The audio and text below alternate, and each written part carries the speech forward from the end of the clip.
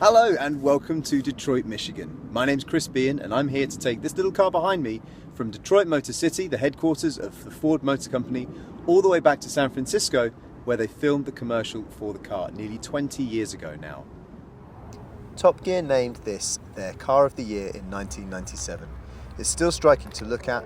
This one's weathered pretty well at 15 years old, and it feels pretty good on the road too.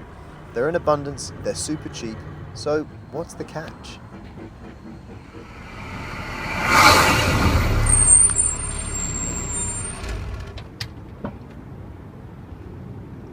The sad fact of the matter is that unfortunately these cars are not worth anything anymore. The rear wheel arches rot because Ford lined them with carpet, the 1.7 engine burns oil if it's not maintained, and they're getting scrapped more and more every day. This one cost me 60 quid. Well, I say 60 quid, it may have cost me 120 quid to put another engine in it, maybe a clutch as well at the same time, that was 50 quid. And oh yeah, that's right, I put some wheel arches on as well with the help of a friend of mine, which cost me fiberglass, paint, filler and some choice language. But you know, even at 300 quid this thing is cheap at half the price, stuck it on a boat, and now it's the first Puma back in the United States since the commercial. Well, armed with a cell phone, a debit card with not a lot on it, a 60 quid scrap car, hopes and dreams. Let's go to Chicago.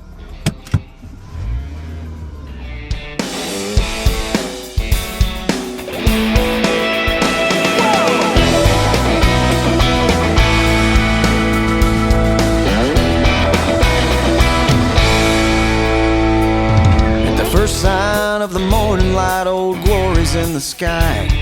Across the pond it's afternoon and the Union Jack flies high. We're on our first cup of coffee, we're on our third cup of tea. So now would be a good time to explain how I got this car for 60 quid. Because yes, it was a scrap car, pretty much. But where do you find cars for 60 quid? Well, unfortunately there was so much broken on this thing when I bought it that the guy was never going to shift it. And what was worse was he lived inside the low emission zone in central London. And nobody's going to come and collect a car that's only worth 50 quid if they've got to pay 100 quid to get into London to pick it up on the back of a flatbed. Of course, I took the risk that it actually drove, although it was barely driving.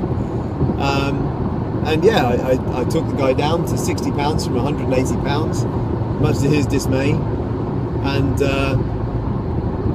fixed it up, put it on a boat, and here it is. In this collision of worlds,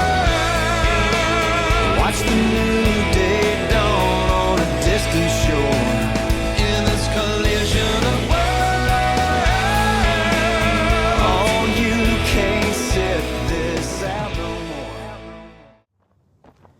Just outside of Chicago, and the car's doing absolutely brilliantly, as I expected. Took a little turn to go and try and take a look at the Michigan International Speedway, which was closed, but it was nice to get off the beaten track. There's some pretty cool roads around here, and now to go and enjoy them in the car. Route 66, CIA to the MI6, right lane, left lane, metric, imperial, pounds, dollars, howdy, cheerio, and V8 ground, to a V12 screen, hail to the chief, well God save the queen, cops, bobbies, Tabasco, wasabi, pistachio, ice cream. In this collision of worlds, well it's too late, you can't stop it now. In this collision of worlds, yeah, find you a place and just watch it now, watch it now. Yeah, still on my way to Chicago, and thinking we're going to stop at a rest stop just outside, because I'm going to be kipping in the car tonight, which will be a good test for how comfortable the Puma is to live in. Don't know if anybody's ever done that in an article about this car before.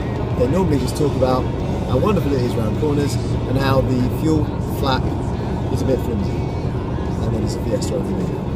But oh well, first time for everything, I guess. Won't be car of the year again, but It's the car that's getting me through this morning.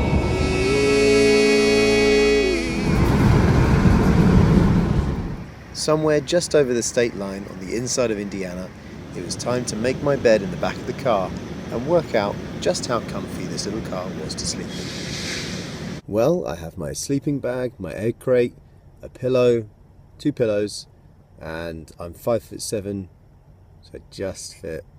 Crunched up, but I just fit. It's kind of comfy, but I'll let you know in the morning.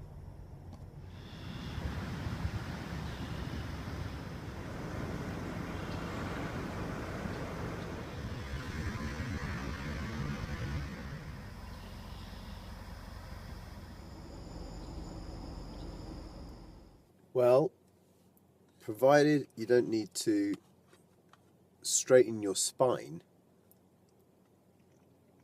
it's pretty good in the back. Or if you're a pygmy, I think I need to lie down on the concrete. But on the plus side, some rest stops have got facilities for this very reason. So they have showers and Wi-Fi and, nice bathrooms and things like that. None of which this one has. Oh well.